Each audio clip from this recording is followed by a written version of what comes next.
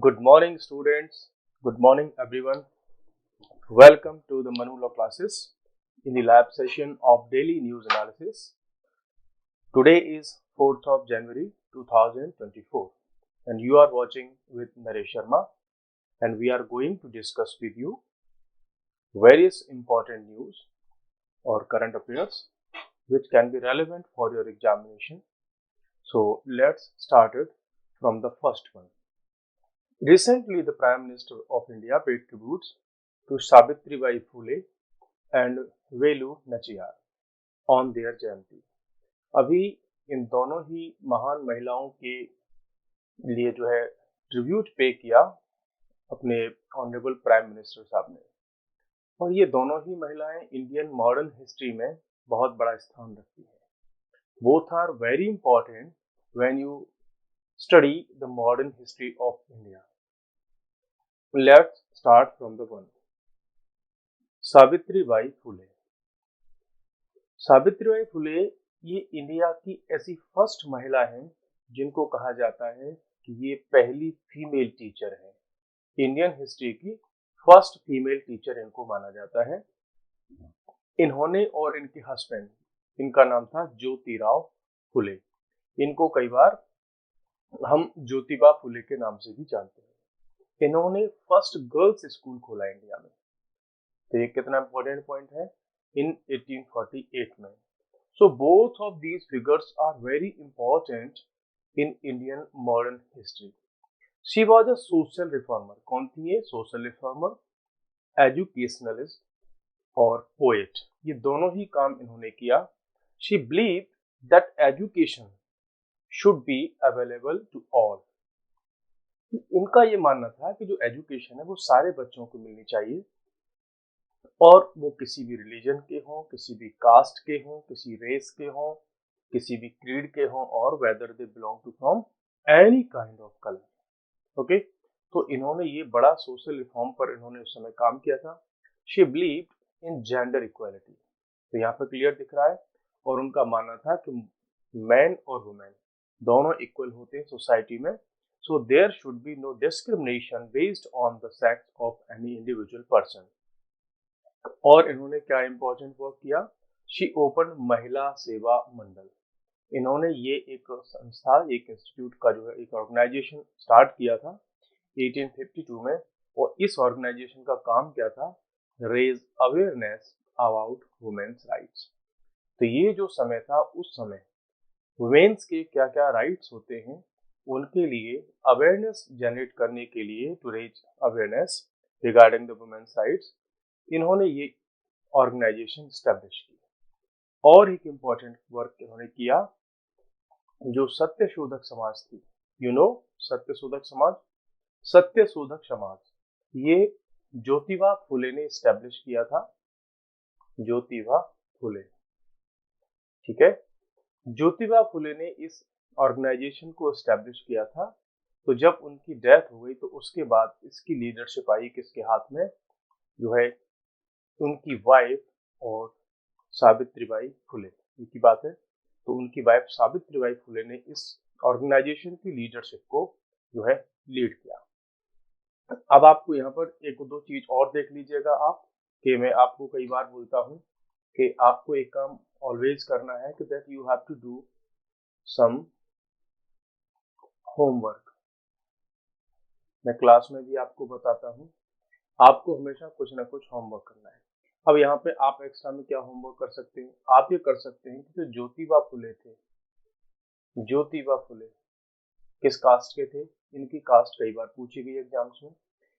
और which of the organisations he founded organisations. कौन कौन सी ऑर्गेनाइजेशन इन्होंने फाउंड की थी, और क्या किया था इन्होंने? इनकी कुछ बुक्स के नाम है जिनको बार बार पूछ लिया जाता है, तो you can search on Google and note down in your notebook. So now move on the next one important figure of Indian history, Rani Velu Nachiyar.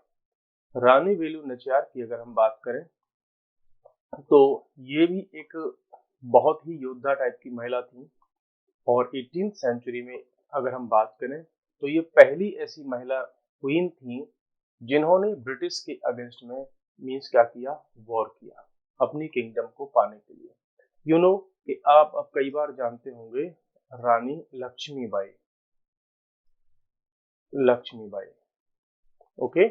रानी लक्ष्मीबाई जो झांसी की रानी थी, उनको आप बहुत सारे लोग जानते हैं। उन्होंने जो युद्ध लड़ा अंग्रेजों के खिलाफ 1857 और उसके आसपास वाला जो टाइम था, और ये जो महिला थी रानी वेलु चेरियार, इनको कहा जाता है कि इंडियन हिस्ट्री में she was the first queen to fight against the colonial power during that time.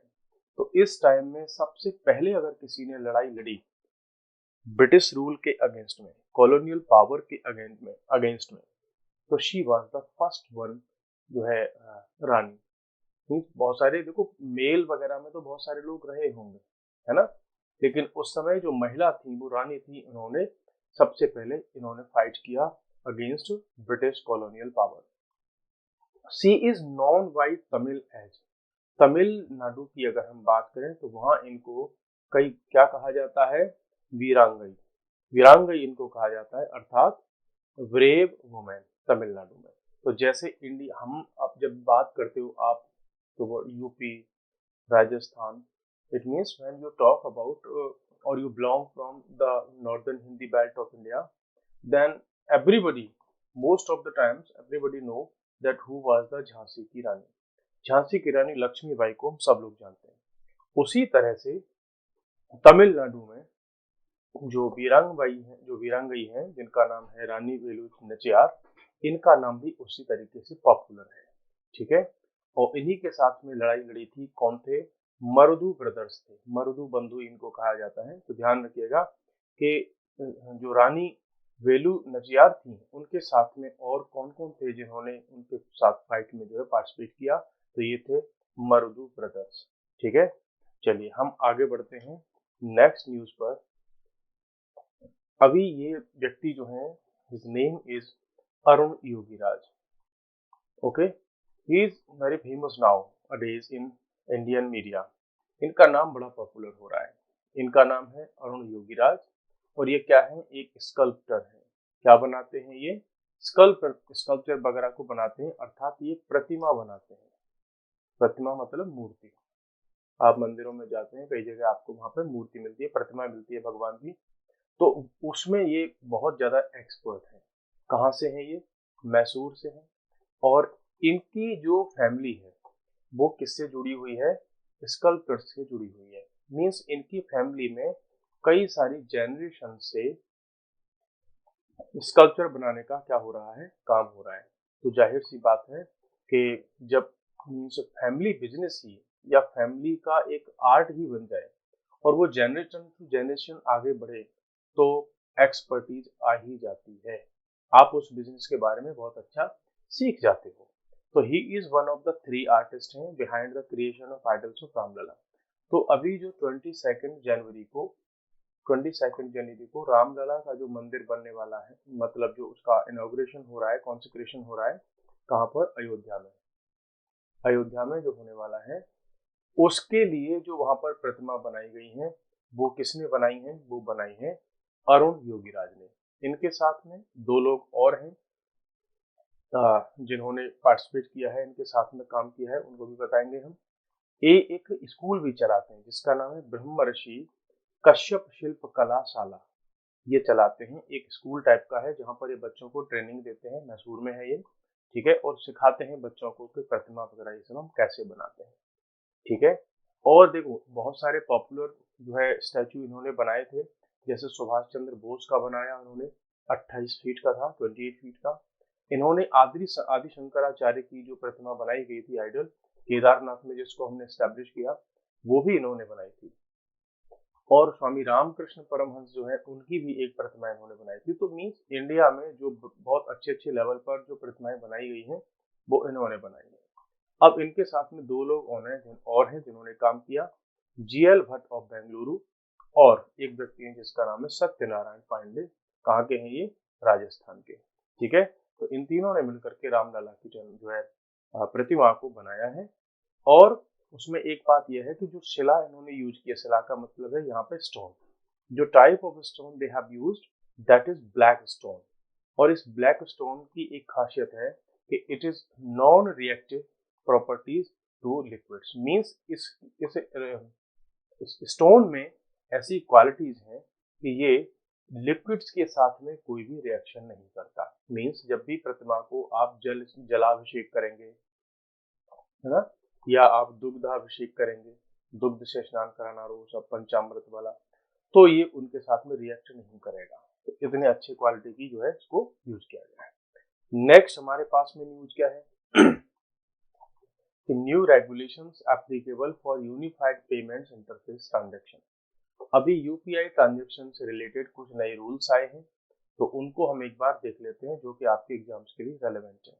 हुआ क्या है, अभी क्या हुआ है कि भाई यूपीआई का जो ट्रांजैक्शन है उसके स्कोप को एक्सपांड करना चाहती है आरबीआई और गवर्नमेंट। ठीक है, तो उसके लिए क्या कर रहे हैं, इसमें कुछ इजीनेस लेकर के आ रहे हैं कि लोग ज्यादा से ज्यादा क्या यूज करें, यूपीआई यूज करें। ज्यादा से ज्यादा यूपीआई यूज करेंगे तो क्या होगा, मार्केट में जो नॉर्मल कैश है, हार्ड कैश है, वो थोड़ा कम हो जाएगा। तो आरबीआई की प्रिंटिंग कॉस्ट भी नहीं आएगी, तो आरबीआई को बहुत सारे नोट्स को भी क्या नहीं करना पड़ेगा, प्रिंट नहीं करना पड़ेगा, और इससे जो ब्लैक मनी होता है उस पर भी थोड़ा सा क्या लगता है, कंट्रोल होता है।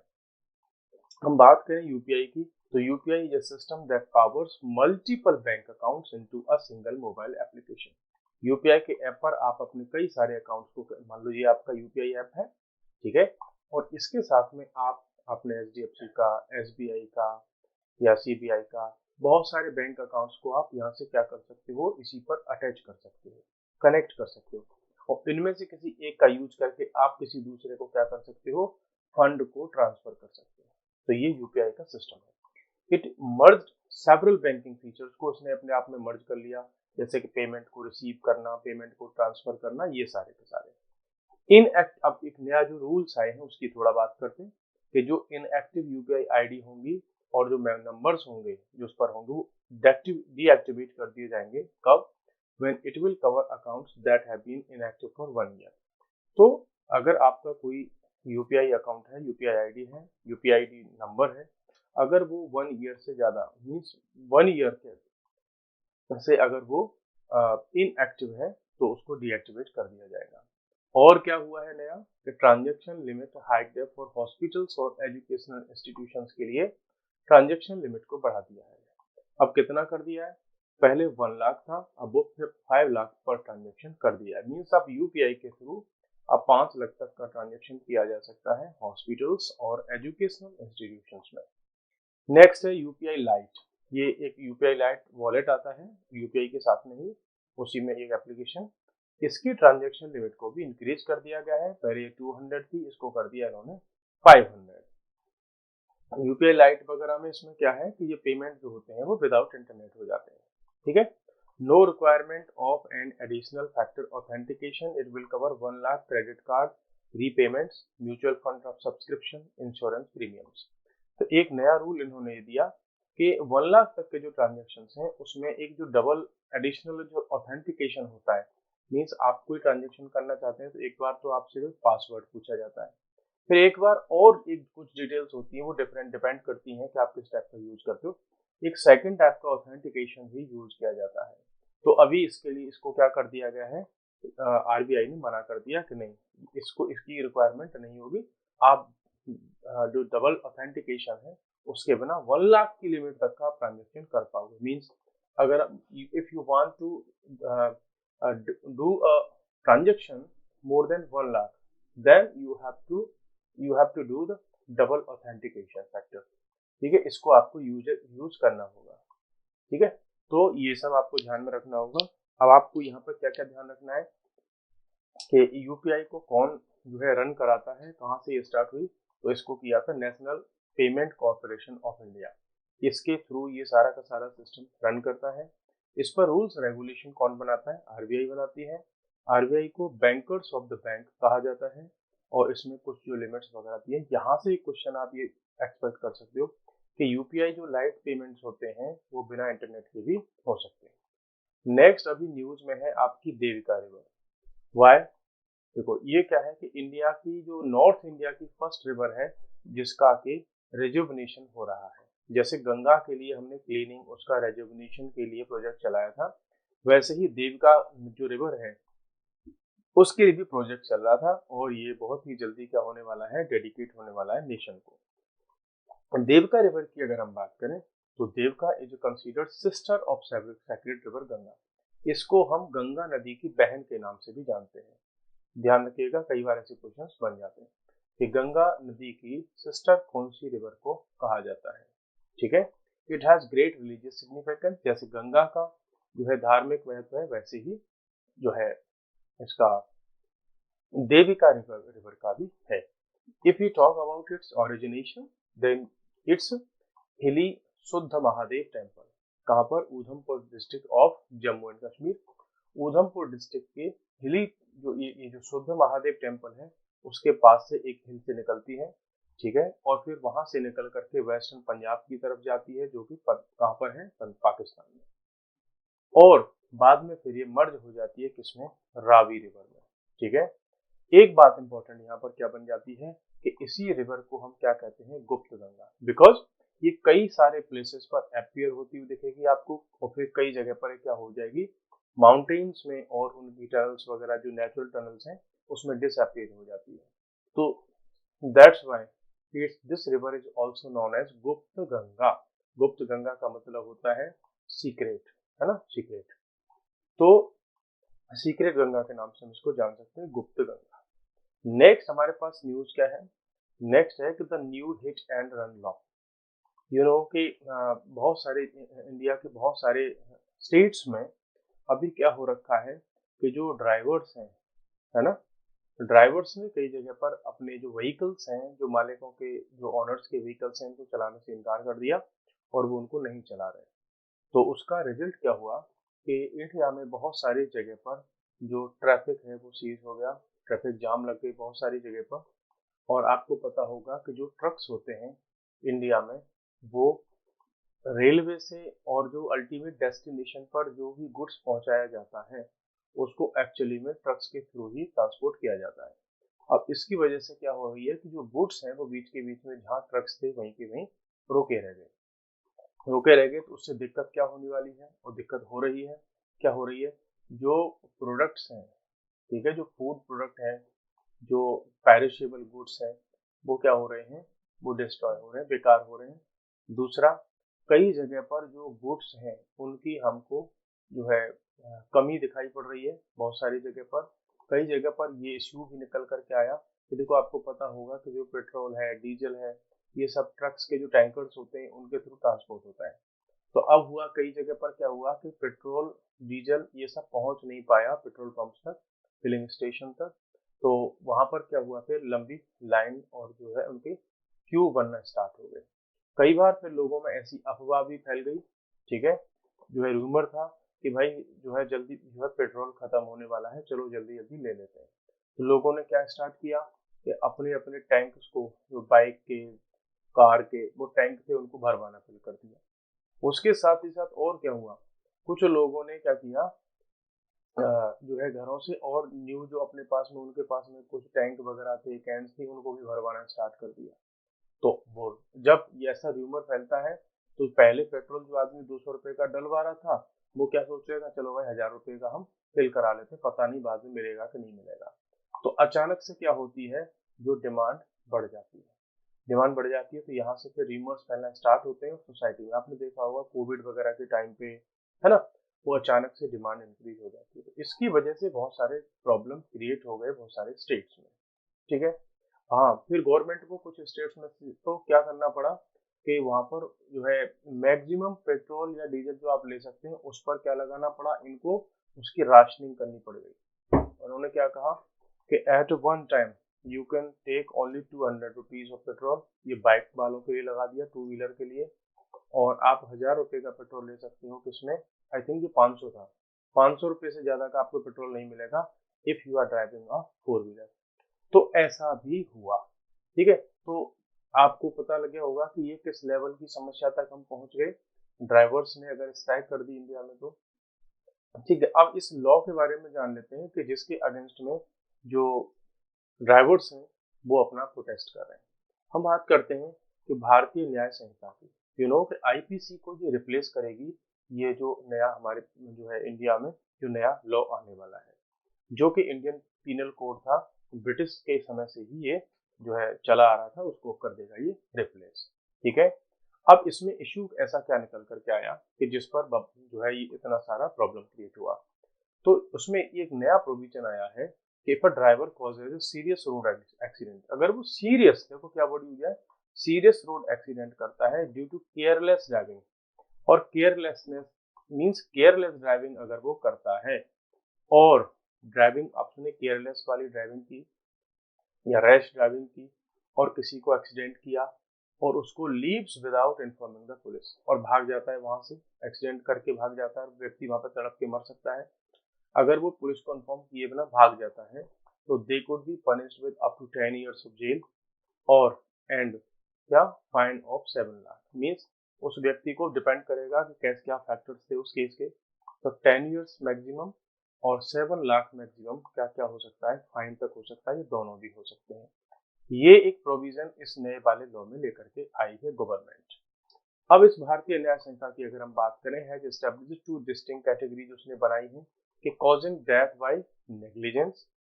अगर इसमें जो नेग्लिजेंस के थ्रू होता है तो first category addresses causing death through any rash or negligent act that does not amount to culpable homicide। तो उसमें ऐसा नहीं माना जाएगा कि आपने जानबूझ करके किसी व्यक्ति का मर्डर किया है। तो दूसरा, हाँ, इसमें तो फिर क्या होगा कि अगर कोई व्यक्ति एक्सीडेंट करता है रैश या नेग्लिजेंट एक्ट के थ्रू, ठीक है, तो ऑफेंडर्स इन दिस कैटेगरी में face imprisonment up to 5 years and a fine, ये होगा उनके लिए। सेकंड कैटेगरी में आता है कि causing death through rash and negligent driving not amounting to culpable homicide. Means आपने ड्राइविंग के through rash driving, negligent driving की और उससे किसी का मर्डर हो गया, ठीक है, तो कल्पेबल होमिसाइड तो वो नहीं माना जाएगा। कब नहीं माना जाएगा वो, लेकिन if the individual escapes without promptly reporting the incident to a police officer or magistrate, वो बता ही नहीं रहा, चुपके से मार के उसको भाग गया वहां से, तो they could be subjected to up to 10 years of imprisonment and a fine, उन पर फाइन भी लग सकता है। तो ये इस टाइप का एक स्ट्रिक्ट प्रोविजन जो है इस लॉ में नया लाया जा रहा है, हालांकि अभी ये एनफोर्स नहीं हुआ है बिकॉज अभी अंडर प्रोसेस है। अब इससे पहले क्या था कि पहले ये था कि हिट एंड रन के जो केसेस थे उनके लिए स्पेशली कोई ड्राइविंग से रिलेटेड या उससे रिलेटेड कोई स्पेसिफिक रूल नहीं था। तो आईपीसी का जो सेक्शन 304 ए था उसी के थ्रू ये सारे केसेस डील किए जाते थे। तो एफआईआर जब भी होती थी तो वो 304 ए में ही एफआईआर रजिस्टर होती थी। और उस समय पर नेग्लिजेंट एक्ट के थ्रू यदि किसी का मर्डर हो जाता तो मीन्स आप ड्राइविंग कर रहे हैं और आपकी वजह से किसी को क्या हो गया, किसी की डेथ हो गई, आपने एक्सीडेंट कर दिया, तो मीन्स इसीलिए हुआ होगा कि आप नेग्लिजेंट थे, आप ध्यान नहीं दिया आपने ठीक से बाइक, आप जो है आप ड्राइविंग नहीं कर रहे थे, तो उस समय जो है मैक्सिमम 2 years की जेल होती थी या फाइन होता था या दोनों हो सकते थे। लेकिन अब यहाँ पर एक बात निकल कर के आती है, आप भी खुद से सोचिएगा कि अगर मैं बात करूं कि वर्ल्ड में बहुत ज्यादा एक्सीडेंट्स होते हैं, उनमें इंडिया टॉप में आता है, ठीक है, टॉप 2 टॉप 3 में आता है इंडिया में जो एक्सीडेंट्स होते हैं। इसको हम खैर क्लास में बहुत अच्छे से डिस्कस करेंगे कि एक्चुअल में क्या इश्यू वगैरह है, तो इसको हम यहाँ पे देख सकते हैं, बाद में देखेंगे क्लास में। चलिए, अभी हमारे पास और भी न्यूज है और टाइम भी होने वाला है। तो व्हाट इज यूरोपियन यूनियन? अभी यूरोपियन यूनियन कुछ जो है फैक्टर्स की वजह से न्यूज में है, तो इसका कुछ स्टैटिक बैकग्राउंड आप देख लीजिए कि क्या है ऐसा। देखो, जब भी क्वेश्चन आएगा तो वो ये पूछेगा कि यूरोपियन यूनियन क्या है, क्या वगैरह वगैरह, इसके बेसिक फैक्ट्स को पूछेगा। तो ये एक्चुअल में एक पॉलिटिकल और इकोनॉमिक यूनियन है। कैसी यूनियन है ये? पॉलिटिकल और इकोनॉमिक यूनियन है। मींस इसमें पॉलिटिकल लेवल पर भी आपस में कोऑपरेशन है, कनेक्टिविटी है, और इकोनॉमिक लेवल पर भी सारे के सारे कंट्री जो इसके मेंबर हैं उनमें कनेक्टिविटी कोऑपरेशन है। 27 मेंबर्स इसके स्टेट्स हैं लोकेटेड प्राइमरी, और सारे के सारे किसमें है? मोस्टली यूरोप में है प्राइमरी। EU वाज एस्टैब्लिश, इसको जो एस्टैब्लिश किया गया था वो मैस्ट्रिक्ट ट्रीटी के थ्रू इसको एस्टैब्लिश किया गया था 1993 में, ठीक है। इसका मेन गोल क्या है? To promote cooperation and integration among its member states. में पूरे यूरोप का जो रीजन है उसमें जितने भी स्टेट्स हैं उन सबके बीच में ये कैसा क्या चाहते हैं? कोऑपरेशन चाहते हैं, इंटीग्रेशन चाहते हैं, तो इसमें बहुत हद तक ये यूरोपियन यूनियन है वो अपने आप में सक्सेसफुल भी रहा है, बिकॉज आप फ्रांस से निकलिए ब्रिटेन चले जाइए, ब्रिटेन से निकलिए फ्रांस आ जाइए, जर्मनी से कहीं और चले जाइए, आपको कोई रोकने वाला नहीं है। तो आप वहां पर ऐसे घूम सकते हैं जैसे कि आप किसी एक कंट्री में घूम रहे हैं, ठीक है, बड़ी आसानी से। मीन्स लोग क्या करते हैं कि मान लो ये आपका फ्रांस हो गया, तो इसका पड़ोसी और जो इसके पास में कोई भी स्टेट जो कंट्री है, वहां से आएंगे सुबह जॉब करने, यहाँ पर जॉब चलेंगे, शाम को अपने घर चले जाएंगे वापस। तो इस लेवल का इंटीग्रेशन वहां पे उन्होंने कर रखा है। EU has its own currency. EU की अपनी खुद की करेंसी है जिसको क्या कहा जाता है, यूरो उसको कहा जाता है, ठीक है। तो इसके जो 19 मेंबर्स हैं वो इसी यूरो को यूज, उनके यहाँ ये करेंसी चलती है, ठीक है। तो it has a single market where goods services and capital can move freely. और इन्होंने इस अपने यूरो जोन वाले एरिया में सिंगल मार्केट बना सकती है कि आप यहाँ से मीन्स जैसे आप ऐसे सोचिए कि उत्तर यूपी से somebody want to make his transactions from UP to Rajasthan, तो बड़ी इजी से वो ट्रांजेक्शन कर सकता है। इन the same manner in European union various traders, service providers, anyone can complete their transactions with a very easiness। बहुत आसानी से वो ट्रांजेक्शन को कर सकते हैं एक दूसरे के कंट्री में। इसको मैं क्लास में डिस्कस करूंगा और डिटेल में। नाउ है some questions of the day. ये क्वेश्चंस हम देख लेते हैं कि द खारासुआ मैसेकर, ये अभी काफी दिन से न्यूज में रहा क्योंकि 1 जनवरी को इसको कोमेमोरेट किया गया। देखो ये कहाँ पर है, तो ये हुआ है झारखंड में। इसको हम क्लास में डिस्कस कर देंगे, आपको बेसिक आइडिया वहां पे हम इसका बता देंगे। Next if you talk about the next question, तो which country has recently filed a case against Israel. तो ये बड़ा इंपॉर्टेंट आपके लिए बन गया है, इस पर तो आप स्टार लगा लीजिए, नोट कर लीजिए कि अभी इजराइल और जो गाजा, या मैं कहूँ कि इजराइल और हमास, इनके बीच में जो भी वॉर चल रहा है उसमें इजराइल के अगेंस्ट में केस फाइल किया है किसने, साउथ अफ्रीका ने। ध्यान रखिएगा इस बात को, ठीक है। नेक्स्ट हमारे पास क्वेश्चन है, what is the name of military exercise between India and UAE. India और यूएई में मिलिट्री एक्सरसाइज जो हो रही है अभी भी, तो उस एक्सरसाइज का ये क्या नाम होता है, तो उसका नाम होता है डेजर्ट साइक्लोन। राजस्थान में ये एक्सरसाइज होती है इंडियन मिलिट्री और यूएई के बीच में, ठीक है। तो इसका हमेशा यही नाम रहता है। आपको पता होगा कि ऐसे क्वेश्चन बहुत बार पूछे जाते हैं which are connected with the military exercises of India and with any other nation. Which countries conduct the exercise जायद तलवार। ये जायद तलवार नाम की एक्सरसाइज कौन कौन से कंट्री के बीच में होती है, तो ये भी इंडिया और यूएई के बीच में होती है, between the Indian navy and the UAE की नेवी, ठीक है। तो यहाँ आपको एक इम्पोर्टेंट चीज ध्यान रखनी है कि जो डेजर्ट साइक्लोन है इट्स अ मिलिट्री एक्सरसाइज, ये आर्मी की एक्सरसाइज है, ठीक है। और जो जायद तलवार है वो किसकी है, वो नेवी की एक्सरसाइज है between the navy of India and the navy of UAE, ठीक है। ये आपके पास में इंपॉर्टेंट पॉइंट्स और क्वेश्चंस थे, you can note down students. हाँ, मेरा आपसे एक सजेशन है कि आप ज़्यादा से ज़्यादा क्या करें, अपने पेन पेपर का यूज करें और राइटिंग के लिए उसको यूज करें। जो भी आपको इम्पोर्टेंट फैक्ट्स लगे उसको नोट डाउन करते जाएं। जब लास्ट टाइम आप, जब एग्जाम के लिए आपके पास में 10 to 15 डेज रह जाएंगे, तो आपने जो नोट डाउन किया होगा वही आपको लास्ट में क्या बनेगा, आपको हेल्प प्रोवाइड करने वाला, जो कहते हैं ना तिनके का सहारा, वो आपके लिए बनेगा। तो यही नोट्स आपके काम आएंगे लास्ट टाइम पे, बिकॉज आप बड़ी बड़ी बुक्स को, बहुत बड़ी पीडीएफ को, उनको रिवाइज नहीं कर सकते हाँ 10 to 15 डेज में। फिर आप 1000 पेज के जो है बुक को रिवाइज कर सको, मैगजीन्स को रिवाइज कर सकते हो, no it's not possible. So what you have to do, आप नोट डाउन वगैरह करते रहिए और वहां से आप रिवाइज भी करते रहिए और थोड़ा सा होमवर्क भी करते रहिए, ठीक है स्टूडेंट्स। आज के लिए हमने काफी सारी न्यूज को डिस्कस किया and we will meet again in the same जो है इन द नेक्स्ट सेशन। तो तब तक के लिए bye bye, thank you very much.